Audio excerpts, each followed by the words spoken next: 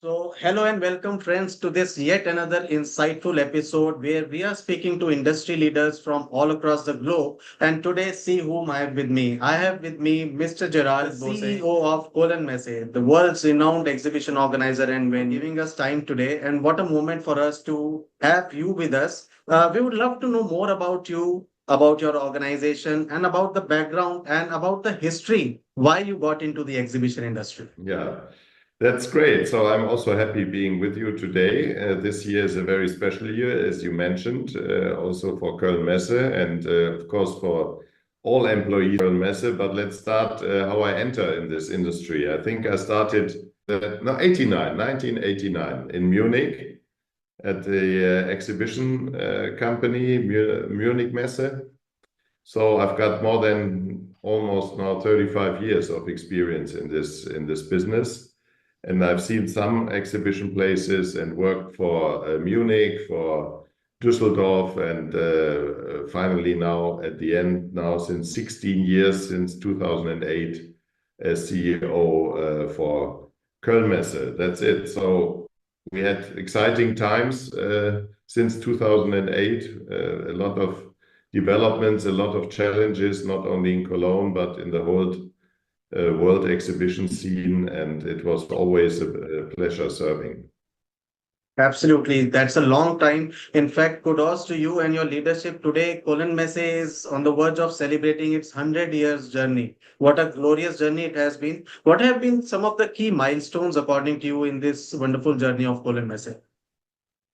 Yeah, I mean, we have this 100 years anniversary, and that's always a time to look back and to remember a little bit, to remind the roots of the company. And that was very interesting. We had we crawled into the archives of Koelnmesse 100 years. You can imagine that there's a lot of material from the founding ceremony in 24 up to now. And there's also a very special thing in Cologne because we were founded by the German Bundeskanzler Konrad Adenauer. He became chancellor after Second World War, but he was in 1924, he was the Lord Mayor of Cologne, and his big vision was after the big catastrophe of the First World War, to create a peaceful trading place in the heart of Europe. And Cologne, as you know, is situated alongside the River Rhine, is very centrally located and easily accessed by railway, by high speed, and also by airport and by the River Rhine. And he said, we need to create something where particularly the neighboring countries like France, Belgium, Netherlands, which suffered a lot, of course, as well as Germany in the First World War, that they come together and make peaceful trading. And that was his vision. In the middle of a crisis, inflation was incredibly high in these times in the 20s in Germany. And he kept on realizing his vision, and he built this trade fair center. So it was then developing very, very fast, but then after 10 years to 11 years, it was interrupted by the Nazis. They took over and they throw out all the management and replaced it by political right-wing managers. And also the trade fair was completely destroyed in the Second World War. So they had to build it up again. And the funny thing was that the Lord Mayor again was Konrad Adenauer after Second World War. And then he decided to rebuild it. And then he became later Chancellor of the Bundesrepublik Deutschland at that time. So he was very close to the Messe. And then the Koelnmesse started together with the German economic wonder, they call it. The Koelnmesse was growing. I mean, consumer demand was increasing, investment goods were invested, and so we grew, and we managed to establish a couple of worldwide leading shows in these 100 years, and that I think is a very good example. And that drives us. Amazing. And what kind of footprints are you having at the moment in this period of time? How are you expanding, and how do you see the growth of Koelnmesse in the recent years? Yeah, in terms of the exhibition ground, there was a permanent expansion and also revitalization of the fairgrounds. You can imagine that such a fairground, which is 100 years, has gone under heavy transformation in these periods. And now we have this still the, I think, sixth or seventh largest exhibition ground in the world, with approximately 400,000 square meters, including open space. And from our ranking, Koelnmesse is always managing to be part of the top 3 German exhibition companies and under the top 10 worldwide. So we always kept pace, and of course we had a lot of opportunities to take the wrong exit in these 100 years, but we always managed to develop ourselves alongside our industries and listening to our industries. And of course, some exhibitions vanished in these years due to technology and other trends. For example, like Photokina Fair, which was a very traditional exhibition, but when the introduction of the iPhone came to the market, the whole camera or imaging market was disrupted, and also the sales went down like mad. So Photokina was losing its USP at that time, and so we had to look out for new developments like Gamescom, a video gaming show, which is now the #1 in the world, but still we have some very traditional exhibitions, the hardware show, the furniture shows we have, and yeah, so it's always a thing to never stop transforming. I think that's one of the secrets also of Koelnmesse. Wonderful. And you are also organizing your own exhibitions across the globe. How do you see the success of these exhibitions post-COVID? How are they performing after the revival of the industry?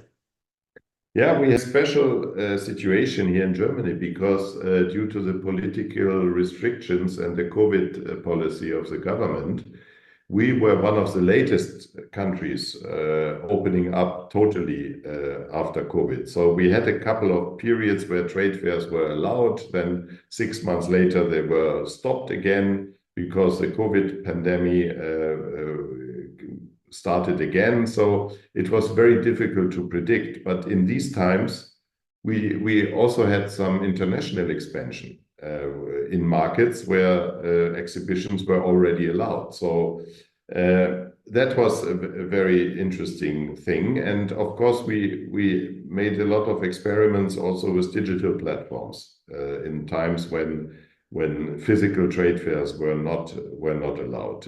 So our international expansion was, I would say, even getting more dynamic in the pandemic than before. And now we're organizing almost 30 exhibitions worldwide in each continent. And so there you can see that this dynamic process is still going on. Absolutely. And how do you see the role of Asia Pacific in these times? And do you have any comments for this region? Yeah, of course. I mean, you've got the giants, Asia Pacific. I mean, I exclude North China because it's a different thing. But when you see coming to India, I think that's one of the most promising exhibition markets. Even still, we have to overcome some infrastructural problems, but there are new exhibition grounds in India which are top art, and we're also using them in the future. Then, of course, you've got the Southeast Asian region with Bangkok and Singapore, and of course, South Korea, which are very good trading hubs. And we are particularly in Singapore and Bangkok well presented, also in Indonesia.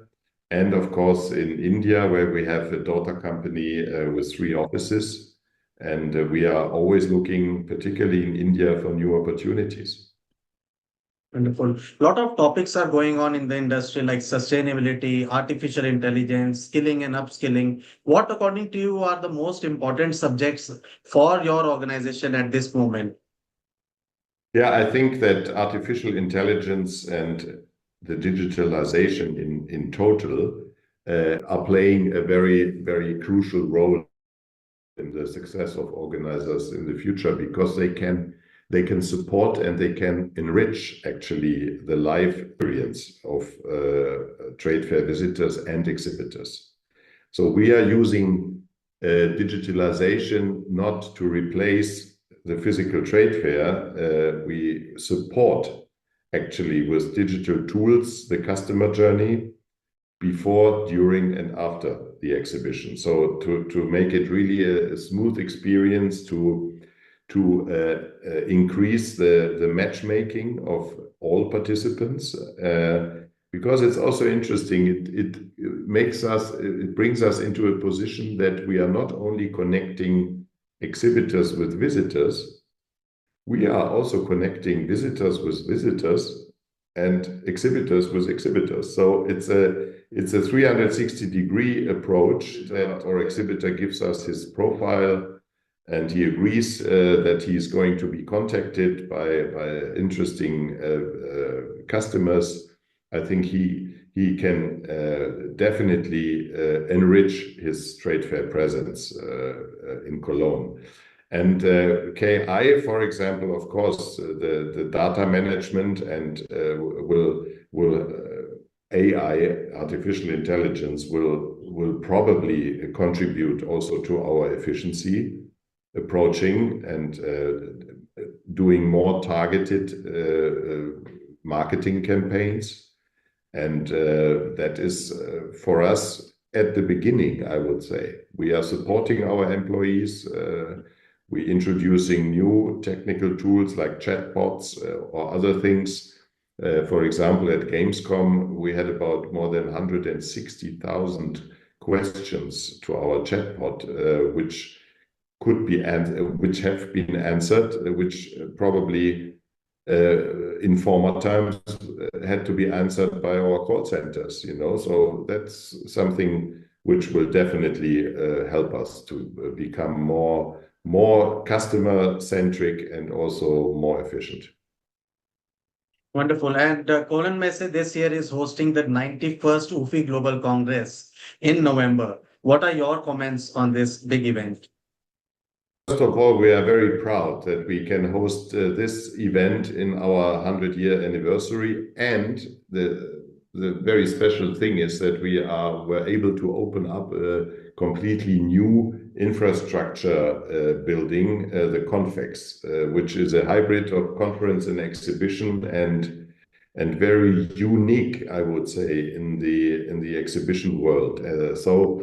The participants will not only see Cologne, the 2,000-year-old city with all its heritage, but will also see the newest innovation in terms of infrastructure, which combines all aspects of conferences with exhibitions on a high digital level.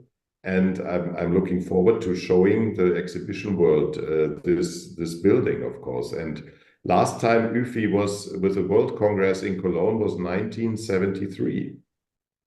So it's a long time, and many things happened, and we're still there, we're still around, and we are one of the major players. And we came after COVID strongly back.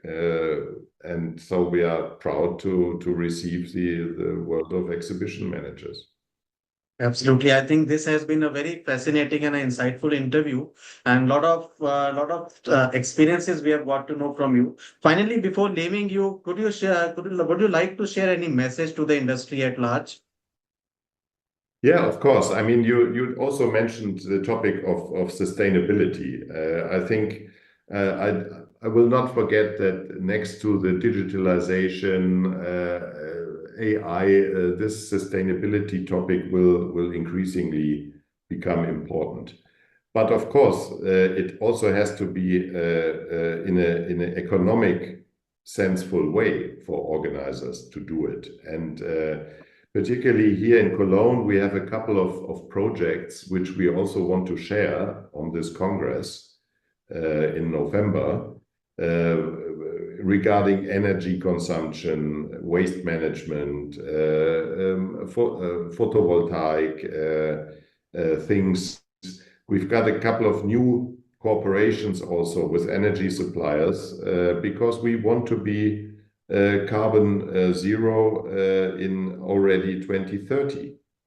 And that is a big and ambitious task, but I'm quite confident that we can do that. And last but not least, I think all the geopolitical changes, they learned us that peaceful exchange places where the nations come together are extremely important, not only for business, but also for cultural exchange, for understanding each other and keeping in touch, which is keeping in touch personally and building trust. I think that is the most important thing in these times.